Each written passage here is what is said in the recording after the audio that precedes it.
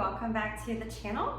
I am gloved up and I've got my hairnet on because today I am making my top selling Lavender Shea Butter Soap and I'm showing you guys how I do it.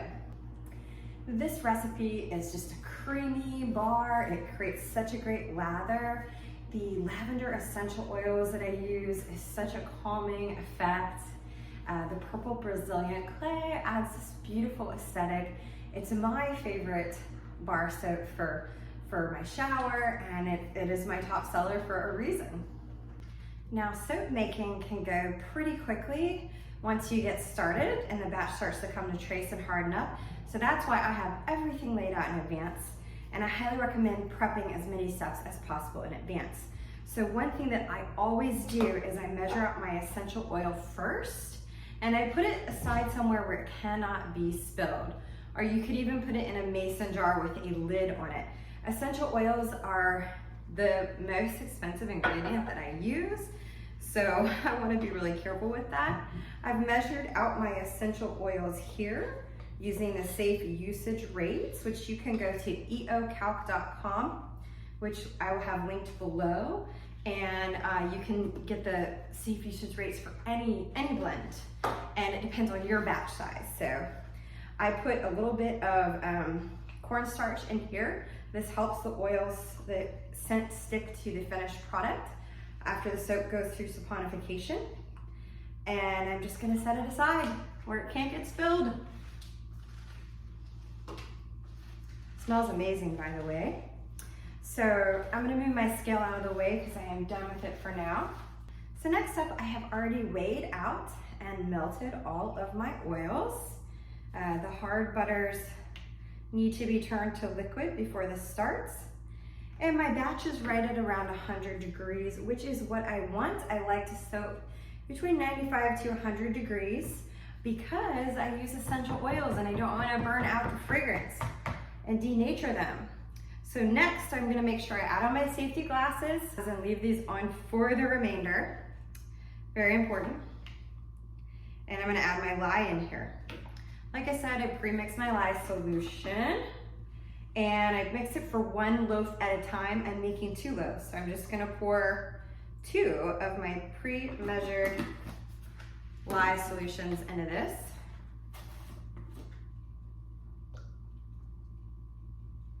Wonderful. This is also where I like to add my kaolin clay. Whoops.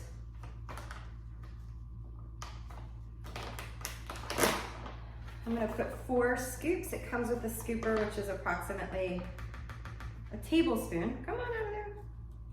And remember, the kaolin clay is what is gonna add that beautiful lather. It really gets lathery like a shave bar, guys. Love it. And next, we're gonna blend this till it starts to come to a light trace. I always go like this on the bottom to burp the blender because there's air bubbles in there, and we blend away.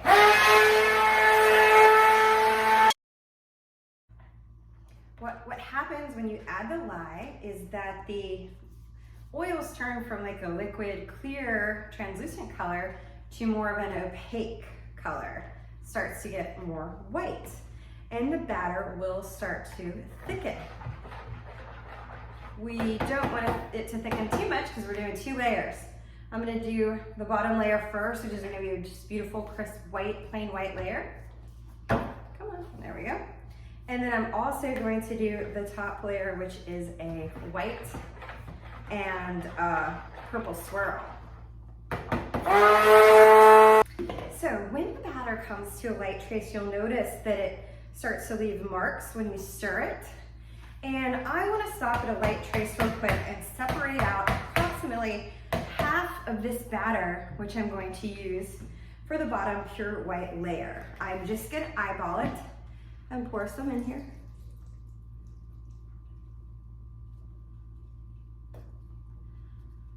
Okay, that looks good to me. Maybe a little much. There we go. Pour some back in. Okay, I'm gonna set this aside because I don't want it to come to more trace yet. and I'm gonna add approximately half of my essential oil fragrance. Mixing it once again to make sure that the cornstarch is well incorporated. This also does not have to be precise. You could weigh it, but you don't have to. All the essential oil is going in the same batch. So I'm just doing eyeballing. And we're gonna bring this to a bit of a harder trace now with a little bit more blending.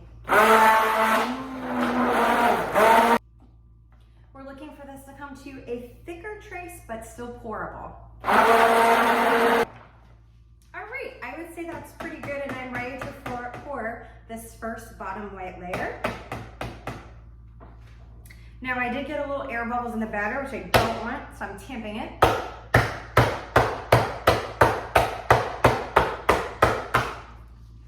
How's this doing? This is thickening a little bit, so we're gonna move fast. And I'm just gonna pour these bottom layers into the mold. Easy peasy.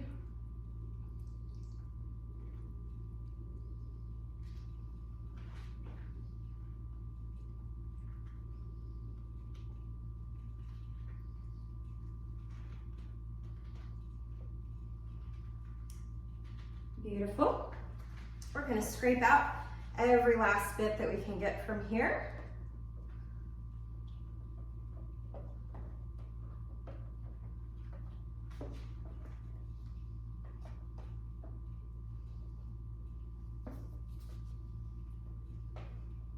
Smells amazing already, guys. We don't want to waste a drop. So hard to waste. All right, this container's done, out of the way. Keep my spatula close by. Tamp again to get a nice, smooth, flat layer. Let's continue. How's our batch doing here? Cool. So now I'm gonna split this batch again, because part of it's gonna be purple and with a little bit of a white swirl. So, just eyeballing, I want most of it to be purple.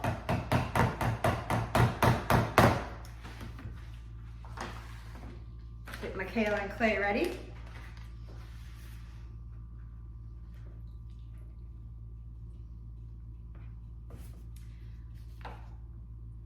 A little more. Next, I'm going to add my purple Brazilian clay to give it the beautiful purple color, and I'm also going to split the remaining essential oils among these batters. So I'm going to do about a tablespoon. Let's do a tablespoon and a half of the purple Brazilian clay.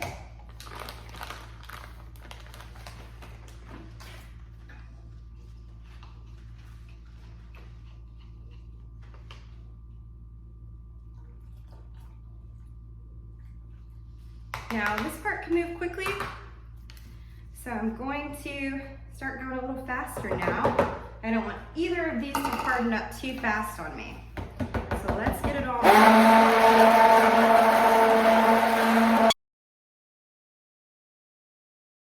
Now I am going to use a disposable paper towel to clean off my blender head.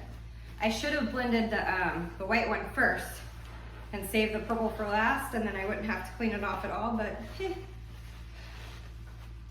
All right, let's get this white up to the trace we want, and we're ready to swirl.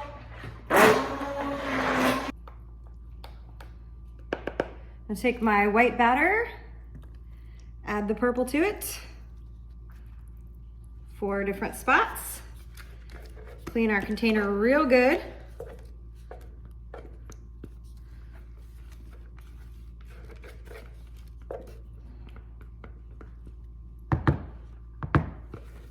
This is called an in the pot swirl. So we're just swirling it a couple times, just like a cake batter. And then we're gonna pour it in. All right, it's not easy to work fast and film, but we're gonna do our best. This came to a bit of a thicker trace than I wanted. So I was hoping it would pour smoothly in here, but it's still fine. We're just gonna have to tamp it down a little more. Look at those colors though. Beautiful. Okay, we've gotten a little messy. Get that into the mold. Tamp down, cleaning up. There we go. Right. Just smooth the top here. We'll get this cleaned up. Yeah, usually it's not so thick when I put it in, but it's fine. Just makes it a little harder to work with. I would have preferred a creamier, smoother pour, but I have been getting my timing off lately. I really think it's this new environment because we moved from Virginia, and since then it's like my batters have been coming to trace more quickly than I imagined it would. All right, so I'm smoothing this out with a spatula, and it's ready to texturize the top. Beautiful. Very happy about this, guys. One more time, I'm gonna tamp these down to get out any air pockets. Awesome. So let me show you how I texture the top. I just use a spoon. So just using a teaspoon, I just create these beautiful waves in the top. A lot of people like to do this method, a lot of soap makers, because it's very lovely. Okay, then they'll go back through the middle like one more time and push that down. Less is more, I have learned. I try to do one pass and then walk away.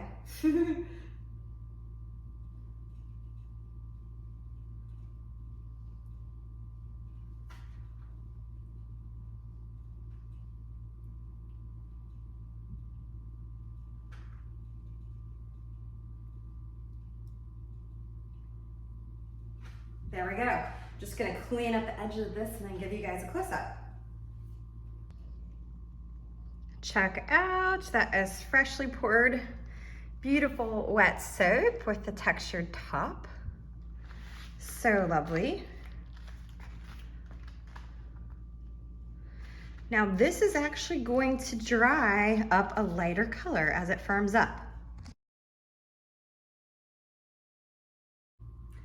Welcome back, everybody. It is the next morning and I have got 2 loaves of soap that are ready to be cut.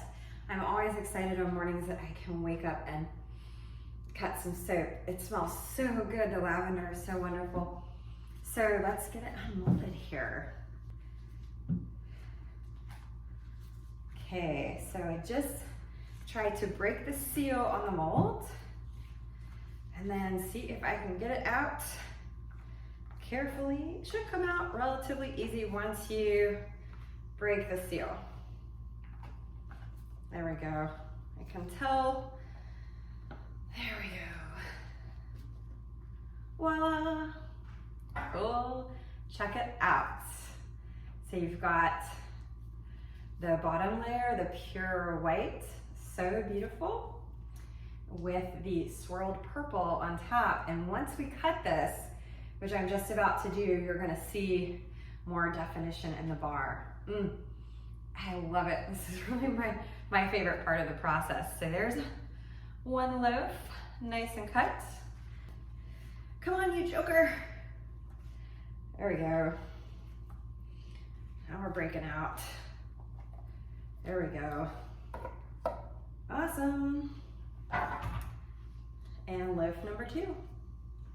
Just absolutely gorgeous. Beautiful. All right, let's cut these guys. Okay, this is a really great soap cutter that I got on Etsy. It's really helped me to increase the uniformity of my products, and I will put a link for it.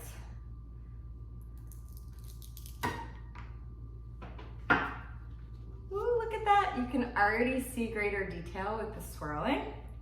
So let's keep going. What I love about my bars is that they are all natural and they just have, they're rustic, you know? Beautiful, great swirling and marbling, and each one looks a little different.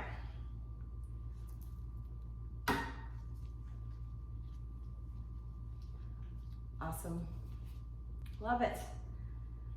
And it smells so, so good.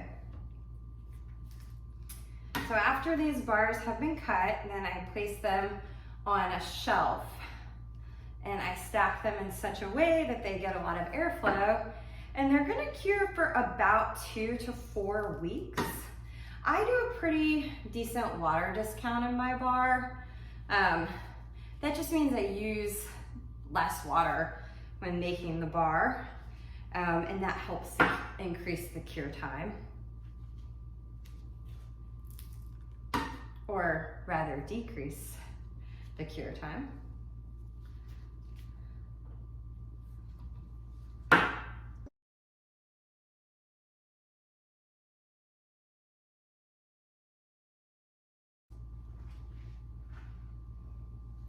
Another thing that I do is I always save the end pieces of my loaves.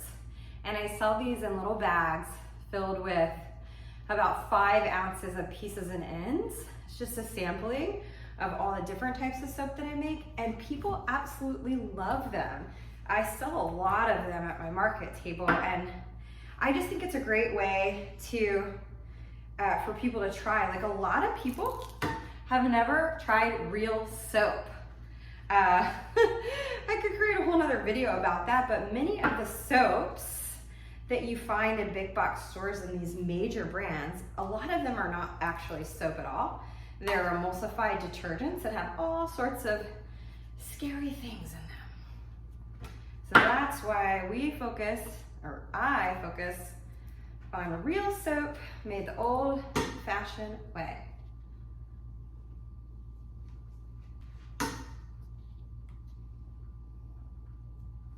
While I'm finishing up cutting these bars, I just want to thank you guys so much for watching. This soap and the other soaps in my collection are all available at my website, almaherbals.com, which will be linked below.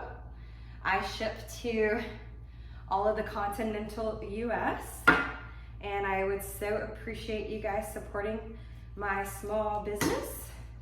And I really hope that you will subscribe to this channel. It's a free way to help me out, help me keep creating content, and I will keep doing educational videos on all things homegrown and homemade.